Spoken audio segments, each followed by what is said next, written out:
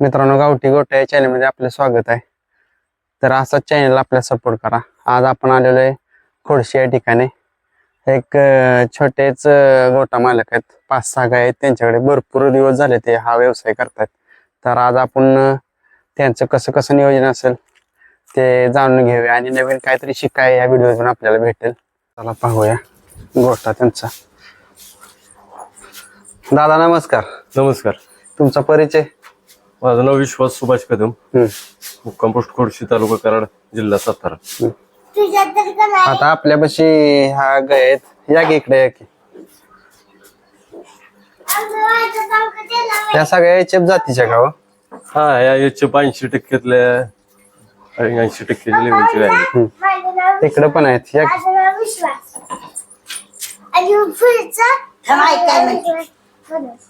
सगळ्या 80%च्या ह्याच्या रेंजच्या गाया. 80%च्या. टेम्परेचरला वगैरे आपल्याला जरा त्रास होत नाही. पूर्ण एचएफ किंवा बेंगलोर असले की जरा टेम्परेचर मुळे मस्टाईडचं प्रमाण वगैरे राहतं. ते आपले बाकीचे काय आजाराला बरे आहेत जाती म्हणून 80% वासर पण झाले आता त्यांना. एक छोटस झालंय. दिदी काय गोट्यावाली बाप्पांच्या? दिदी पण आली गोट्या. दादा तुम्ही आता किती वर्ष झाले या व्यवसायात आहे? साधारण मी स्वतः 10 वर्ष झाले. 10 वर्ष झालं. हा, शेती बघत बाकीचे किरकोळ बघत आपला व्यवसाय परवडतो शेतीला पूरक आपला. दादा आता हे तुम्ही गव्हाण्याची सिस्टीम अशी केली, हा कप्पा खाद्यासाठी? हा खाद्य आणि वैरण आणि हे आहे पाण्याची सोय केलेली आहे. पाणी हे कायम असं काय फायदा होतो कायम असं हे? कसं आहे, जनावरांचे दुधाचं जर प्रमाण बघितलं हा तर लॅबोरेटरी दूध चेक केलं तर कमीत कमी दुधात 80% पाणीच असतं. हा राहिलेलं 20% प्रोटीन. त्यामुळे पाणी जेवढं जनावर पिले तेवढं दुधाला चांगलं. आणि ती पाणी पिते आता. हा, कारण ही सिस्टीम एक नंबर केली तुम्ही. त्यांना ज्यावेळेस वाटेल त्यावेळेस ते पाणी पिणार. त्यावेळेला पाणी पिणार म्हणजे 24 तास त्यांच्या पुढ्यात पाणी आहे. मग त्यामुळे काय फायदा होतो? दुधात वाढ होते, जनावर आजारी पडत नाही, पाण्याचं टेम्परेचर म्हणजे शरीरात व्यवस्थित राहतं. चालतंय दादा, आता बसून आपण बोलूया सविस्तर सगळं. व्यवसायात कसं पडला तुम्ही? काय वडलो पार्टीच आहे. शिकलोय मी पण. शेती कोणी करायची? शेती आहे इथे आपलं पान असतं मला 5-6 एकर. ते बघत दुधाचं बरं पडतं आपलं. रोजचा घर खर्च भागतो, महिन्याचं भागतो दुधाच्या ह्याच्यावर. शेणखत महत्वाचं आजच्या घडीला आपलं परवडतं. विकत आता रासायनिक खत घालण्यापेक्षा आपलं शेणखत गावतो मला 25-25 टेलर स्वतःच. ते सगळं एकाच रानाला घालून आपलं उत्पन्न बी चांगलं निघतं. तो खर्च वाचतो रासायनिक खताचा. शेणाच्या ह्याच्यातनं साधारण रासायनिक खताचा जरी हिशोब केला तरी 50-60 हजार रुपये तेच वाचतात. बाकी वैरण वगैरे मी गोट्या शेजारीच केलेले. कधी किरकोळ कुठेतरी वाढ वगैरे असं घ्यायचं विकत. दुधाचा व्यवसाय परवडतो का? 100% परवडतो. मनापासून केला ना. आजच्या घडीला म्हणजे तसा सगळ्यात बेकार दर आता आहे. 20, 21, 22 रुपये दर आहे. शासन काय अनुदान अजून कोणा जमा झालेलंच नाही. तरी सुद्धा त्यातनं 4 पैसे राहतात आणि शेतकऱ्याच चांगलंच होत. दर दिला तर मग काही विषय नाही, ते आणखीन चांगलं आहे. हाय दरावरती बी चांगलं चालतं. वर्षाकाठी सरासरी काढली तर माझं हाय आता 6-7 जनावरात वर्षाला 25-26 हजार लिटर दूध निघालत वर्षाला. म्हणजे त्याच्यात वाढ कमी जास्त असते, पण 25च्या आत तरी काही येत नाही. 25,000 लिटर वर्षाला माझं जातच. साधारण दिवसाला 50-60ची लेवल 12 महिने चालू. ते रुटीन ठेवलेलं आहे. म्हणजे 2 गाय वेले की 2-3 महिन्यानं 2 वेळाला पाहिजे त्या, असं ते असते आमचं. आणि व्यापार म्हणून काय करत नाही. एखादा जनावर आणलं तर ती व्यवस्थित 4-5 वर्ष आपल्या दावणीला असते. त्याच संगोपन आता ह्या 2 पाड्या घरच्या आहेत माझ्या. पहिल्याच आहेत घरच्या तयार केलेल्या त्या. तिचं वय 27 महिने, तिचं 3 वर्ष 1 महिना आहे. म्हणजे 27 महिन्यात ती गाब जाऊन वेल्या. ती 3 वर्ष 1 महिन्यात गाब जाऊन वेल्या. आता ह्याच्या अगोदर पहिले काय व्हायचं, 3-3 वर्ष ती फळायलाच जायचं कालवड. नवीन पाड्या म्हणा. आता अलीकडे जरा टेक्निक निघाले, ती कॅप्लॉन वगैरे त्यानं जनावरांचं वजन उंची वाढते. बसा. चांगलं आहे ते. कॅपलॉन म्हणून एक काफलॉन म्हणून आहे powder.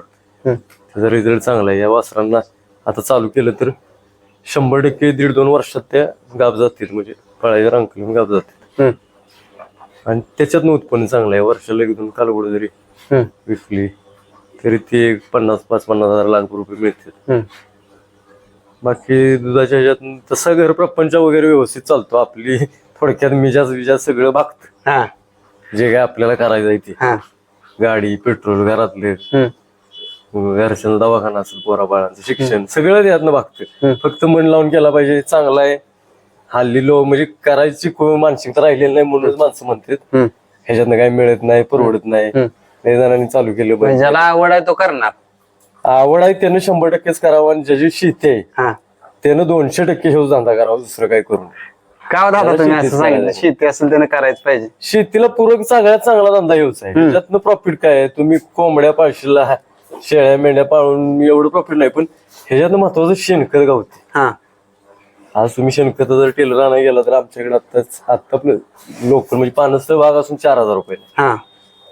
बाहेर आता जे लोक आमच्यात बाहेर न्यायला येतात, कोण आलीवाली केळीवाली, त्यांना 5,000 टेलर विकतात. साधारण 20-25 टेलर गावलं तरी 1.5 लाख. पण ते पैशापेक्षा त्या खताचं मोल जास्त आहे ना जमिनीला. म्हणजे जमिनीतून बिना रासायनिक खताचं उत्पन्न निघते. जमिनीचा पोत बी चांगला होतो. शेती करायची म्हटल्यावर शी पाहिजेच. तुम्हाला रासायनिक खत घालून आणि आज शेती परवडत नाही. आणि शेतीचं प्रॉफिट आणि ह्याचं प्रॉफिट साधारण 4 एकर क्षेत्र ऊसात जर आमचं असले, आता आमचा भाग तसा पानसळ पहिल्यापासून आहे. थोडक्यात रानाची क्वालिटी घसरली. साधारण इकडं अडचणी वगैरे प्रकारच नाही आमच्यात. सुरू किंवा जरा आगाप लागणे असते. जास्तीत जास्त 1.5 टन, 1.25 टन, 1.5 टनाचा ॲव्हरेज आमचं. त्याच्या हिशोबाने विचार केला तर 4 एकराचं उत्पन्न दुधात मिळते. 6-7 जनावर जर व्यवस्थित सांभाळली तर 4 एकराचं ऊसाचं पीक साधारण एकरी समजा 50-55 टन जर ऊस निघत असला तर 4 एकराचं उत्पन्न दुधाच्या ह्याच्यातनं मिळतं. शेतकऱ्यांना हा व्यवसाय 100% केला 100% केला पाहिजे. जे जे शेती आहे त्यानं निदान 4-2 जनावर सांभाळून बरं हे झालं म्हणजे पैसे कमवायचं किंवा आपलं एक साधन म्हणून. तुम्हाला आज शुद्ध क्वालिटीचं घरच्या दूध बी मिळते, स्वतः काढलेलं स्वतः. म्हणजे आज ती राहिलं घरी दूध खायचं परवडत म्हणजे बिना पाण्याचं एकदम प्युअर दूध भेटतं. ज्याच्यात मुलं बाळायची त्यांना म्हणा शारीरिक दृष्टीने ते बी चांगलं आहे. काय सांगचाल दिवसात किती वेळ देतो ह्या गोष्टीला? ह्या गोष्टीला सकाळी मी 1-2.5 तास देतो. साधारण 6:30 वाजता, म्हणजे वस्ती आमची लांब आहे गाव, म्हणजे आम्ही जिथं राहतो तिथून 2.5-3 किलोमीटर भरते. इथं 6:30 वाजता येतो. 7:30 ते 9:30 वाजेपर्यंत माझं सगळं झालेलं असतं इथलं. शान घाण धारा वैरण काढून कुट्टी करून, थोडं थ्रेपेज लाईटचा प्रॉब्लेम आहे इकडे, त्यामुळे कुट्टी एकच वेळेच करतो सकाळची, संध्याकाळची काही करत नाही. साधारण सकाळी माझा 2-2.5 तास जाते. 2.5 तास त्या सगळं इथलं गोठ्यातलं होऊन शेतीतलं काय पाणी असेल काय बाकीचं हे बघून, आणि संध्याकाळी त्याच्यानंतर 5 वाजता जिथे येतो. दिवसभर आम्ही इथं नसतो. 5 आल्यानंतर 5 ते 7 2 तास संध्याकाळी वेळ जातच नाही. तर आपल्याला इकडे तिकडे करून जातो ना. तर 1 तासात संध्याकाळचं काम आहे. एक 10 जनावर जर असतील, जर जोडीला एखादा जर असेल म्हणजे घरातलं, आपण स्वतःने एखादं जर मदत करायला घरातलं, तर आरामशीर 10 जनावर इझिली 2 माणसं 2 माणसं असं समजू शकतात की जो ऑफिसला काम करतोय त्याच्यापेक्षा कमी वेळात आणि कमी ह्याच्यात. शारीरिक त्रासाचं म्हटलं तर तेवढा घेतला पाहिजे. आज माझं वय 42 वर्ष, पण माझ्याकडे वाटत नाही बघितलं. आता ही शरीर म्हणजे आज राहणार आहे, दाढी वगैरे वाढल्या म्हणून, नाहीतर माझ्याकडे पहिलं कोण म्हणणार नाही माझं 42 वय. मेंटेन झाली ती जनावरांमुळे झाली. तब्येत असेल, पोट असेल. म्हणजे मेन महत्वाचं मित्रांना त्यांनी सांगितलं की माणूस अगदी असा सुदृढ राहतोय, फ्रेश राहतोय. सगळं बघून आपल्या घरच्या घरी करून हसत खेळत. त्यात मला सामाजिक कार्याची आवड आहे गावातल्या बऱ्याच विषय मी लावून धरतो गावातलं. त्याला म्हणजे बाजारात घरच्यांना फॅमिलीला पण वेळ देता येतो यातनं भरपूर. भरपूर वेळ देता येतो. दुपारी 10 सकाळी 10 नंतर 5 वाजेपर्यंत भरपूर वेळ असतो. 10 ते 5 मी गोट्याकडे काही बघत नाही. आमच्या घरात कोणीच येत नाही आणि बघत पण नाही. वस्तीच मुळात लांब आहे आमची. आता उन्हाळ्यात फक्त काय होतं, शेतीच इथं आहे माझी जवळ. दादा आता तुम्ही ती स्प्रिंकलर पद्धतीगत सिस्टीम ती कशासाठी केली? ते टेम्परेचर साठी फोगर बसवलेला हा. आहे. ते बारीक तुषार असं पडतं हा. वरून पाण्याचं. त्यामुळे टेम्परेचर मेंटेन होतं. थोडक्यात एसी गत थोडस वातावरण राहतं कूलरगत. त्याने काय फरक होतो? जनावर उन्हाळ्याच्या दिवसात अजिबात आजारी पडत नाही.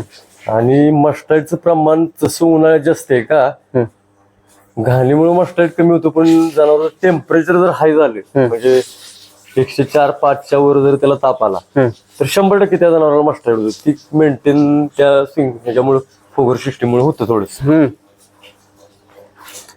म्हणजे थोडक्यात टेम्परेचर एकदम मेंटेन राहतं. हा, फोगर सिस्टीम मेंटेन राहते. बरोबर. बाकी आता खाद्यामध्ये वगैरे काय काय वेगळं असते काय? खाद्य फक्त एकाच क्वालिटीचं वापरतो. आज 10 वर्ष मी बघतोय जनावर. आमचे वडील बी बघत होते. राजाराम बापूचं प्रीमियम पॅलेट म्हणून आहे. एकच प्रकार आहे. आधी मध्ये ट्राय भरपूर केलेला आहे, पण आपला आम्हाला आलेला रिझल्ट तोच आहे. आजच्या घडीला मला महिन्याला, आज माझ्याकडे 6 गायी आहेत. त्या 7 होत्या का, म्हणजे परवा एक विकली मी. त्या 7 गायीत मिळून 12 बॅग लागायच्या 50 किलोच्या. साधारण एक बॅग 1500 रुपयाला येते. 12 बॅग लागतात. त्याच्यातनं माझं आत्ताच्या घडीला दूध 60-65 लिटर रोजचं आहे. दुधाचा ते हिशोब केला तर आता निम्म खाद्याला जाते आणि निम्म राहते शिल्लक. पण असं कुठला बिझनेस आहे की बाबा 1 रुपया लावला की 1 रुपया मिळतो? कुठलाच नाही राहिला. 1 रुपया लावल्यानंतर 1 रुपया मिळणारा दूध व्यवसाय आणि शेती. तुम्ही ज्या पट्टीत पैसे लावशील त्या पट्टीत पैसे फक्त ह्याच्यातच मिळतील. बाकी कशातही गेला, बँकेत ठेवा गेला तरी रुपयाला 0.01 पैसा मिळतो.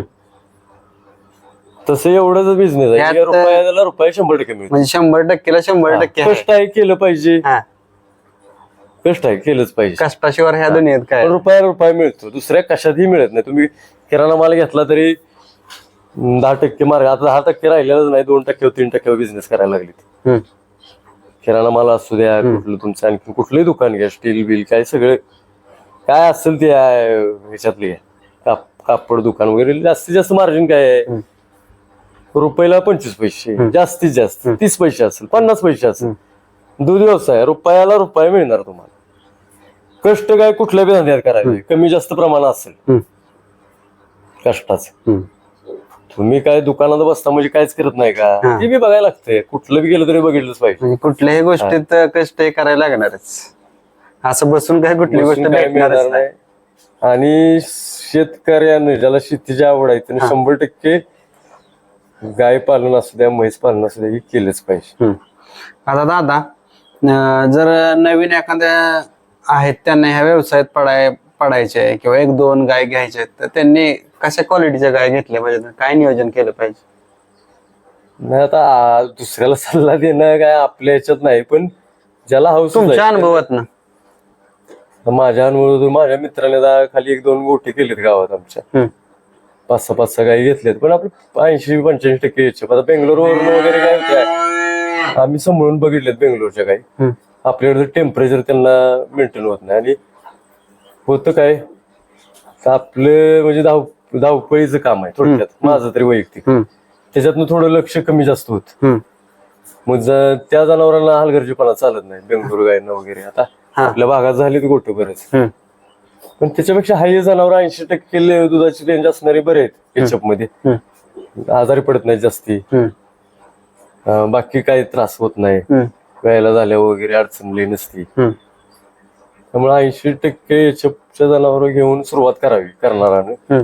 पुढे मग काय त्याला अनुभव येत जाईल तसं तो काय मग क्वालिटीचे जनावर घेऊ शकतो. आता साधारण ही एक गाय जास्तीत जास्त 18 ते 20 लिटर दूध देते. ह्याच्यावर काही देत नाही. आता बेंगलोरी वगैरे त्या ज्या आहेत 100% वगैरे त्या साधारण 25, 30, 35 लिटर देतात. पण ते कसं आहे त्या म्हणजे मला तर कधी म्हणजे माझ्याच्यानं जमलंच नाही. आम्ही सांभाळून बघितलं पण थोडस दुर्लक्ष झालं की त्रास होतो. तसं ह्या जनावराला काय आहे आता मी सांगितलंच मगाशी आम्ही सकाळी इथं 10-10:30 वाजेपर्यंत असतो. त्याच्यानंतर संध्याकाळी 5लाच येतो. दिवसभर बघायला पण नसतो. काय अडचण नाही आणि जवळजवळ घरच्याच बऱ्यापैकी काय आहे इथं. 1-2 विकत आणलेले आहेत पण 2-3 व्यथ झालेले आहेत. आता तुम्ही सांगितलं दादा तुम्ही एवढ्या वर्ष 10 वर्ष झाला व्यवसायात आहे तर काय काय काय काय बदल काय आला तुमच्या जीवनात घडून किंवा प्रगती काय काय झाली सांगा की. नाही आता आपण कसं मुळात शेतकरी माणसं आहे. प्रगती म्हणाल तर तशी काय घरचे बहिणी आहेत मला त्यांची लग्न काय आजारपण ही ती शेतीतली काम आहेत काय विहिरीचं काम केलं मी काय थोडीशी नदीवर स्कीम काय झाली ह्या अशा गोष्टी तर मग जातात पैसे म्हणजे काय एवढं म्हणजे शिल्लक राहून आपण असं मोठं कोणतरी व्हायचं ह्या उद्देशाने नाही. म्हणजे मोठी आपण मोठी जी कामं समाधानी आहेत आहे त्याच्यात त्यानं होतंय काम भरपूर होती ती समाधानी आहे त्याच्यात. म्हणजे जी नोकरी करून होऊ शकत नाही ती ह्या व्यवसायात करू शकतो आपण. 100% होतं. किंवा आता तुम्ही सांगितलं स्कीम केली पाईपलाईन केली विहीर ह्या गोष्टी नोकरीतनं करू शकत नाही. नाही करू शकत. ह्या जर व्यवसाय केला तर ह्या व्यवसायात 100% माणूस करू 100% मार्जिन आहे चांगलं आहे आणि मोठ्या प्रमाणात करेल तेवढं चांगलंच आहे. शकतो. काय थोडस मनुष्यबळाचा प्रॉब्लेम आहे आणि मुळात मी पण घरी एकटाच आहे म्हणजे मी स्वतः एकटाच आहे त्यामुळं तुम्ही एकटाय तरी सगळं फॅमिलीला घेऊन तुम्ही सगळं सगळं होतं. व्याप करताय. 2 मुली लहान आहेत त्या त्यामुळे ते बघत आपलं सगळं होतं मॅनेज. वाढवणार आहे मी म्हणजे इथून पुढे आता माझ्या डोक्यात आहे अजून एक 10 जनावर करून वाढवायचं. पण हे पिढीजात आमच्या म्हणजे आमच्या आई वडिलांपासून 5-6 जनावर होतीच आमच्याकडे. अजून बी मी 10-12 सांभाळत होतो. जागाच कमी पडते मला थोडी त्यामुळे कमी केले. ह्यातनं म्हणजे भरपूर तुम्हाला अनुभव भरपूर आला. हा अनुभव चांगला आहे काय करायचं काय नाही आजाराच्या बाबतीत अनुभव आलेला आहे मला. त्यांना सुदृढ वगैरे व्यवस्थित ठेवण्यासाठी काय काय नियोजन करता? सुदृढ सगळ्यात महत्वाचं काय आपल्या भागात मुळातच ऊसाचं क्षेत्र जास्त काय वैरणीच बऱ्यापैकी आपल्याकडे म्हणजे काय म्हणतो सुका चाऱ्याचं प्रमाण कमी आहे. थोडा कडबा वगैरे हे अशी जर वैरण असेल तर सुदृढ जनावर राहते 100% तयार राहतात. आणि मुळात एखाद जनावर दूध देत असेल त्याला तुम्ही किती ताकद लावली तर ती सुधारत जास्तीत जास्त 10%. 100% सुधारत नाही का तर ते दुधा वाटतेच ती निघून जाते त्याने जी खाल्ली ती अंगी लागत नाही म्हणून त्यातला प्रकार असतो. बाकी चाऱ्याचं नियोजन व्यवस्थित असलं तर जनावर 100% सुधारते. आपल्याला जरा ओळखा चारा कमी असतो बाकीच्या भागात खाली जे सुका चारा पण त्यांना पाहिजे म्हणजे कॅल्शियम राहते. मुळात आपल्याकडे नाहीच आहे.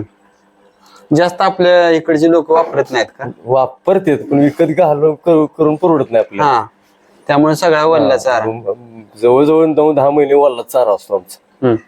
काय सुपर नेपियर हत्तीकाच असते. आता ते नवीन एक व्हरायटी आलेलं आहे शाळवाची ऍडवांटा कंपनीचं बियाणं आहे ते 5-6 कापण्या होते त्याच्या जवळजवळ 10-12 फुटापर्यंत वाढते. तो असतो तो आम्हाला 5-6 महिने जातो जर 10-12 गुंठे केला तर एवढ्या जनावरांना तो आणि ते हत्ती घास असं मिळून ते जात पुरतं आम्हाला आपलं वर्षभर. म्हणजे ह्या व्यवसायात तुम्ही समाधान आहे? समाधान आहे समाधान. सगळं घरचं नियोजन वगैरे सगळं घरचं करून वगैरे सगळे व्यवस्थित. तर मित्रांनो त्यांनी बघा सगळं सांगितलं ते ह्या व्यवसायात हा व्यवसाय करत फॅमिलीला म्हणजे त्यांनी चांगलं ठेवलेलं आहे. फॅमिली सोबत ते वेळ काढू शकतात किंवा सगळं करू शकतात किंवा नवीन जरी काय काय लोकांना घ्यायचे असेल त्यांनी सांगितलं पण 80 किंवा 85% वाली घ्या म्हणजे तुम्ही नंतर कसं नियोजन करायचं काय सगळं शिकाल. तर दादा तुम्ही एवढा आम्हाला वेळ दिला त्याबद्दल धन्यवाद. धन्यवाद.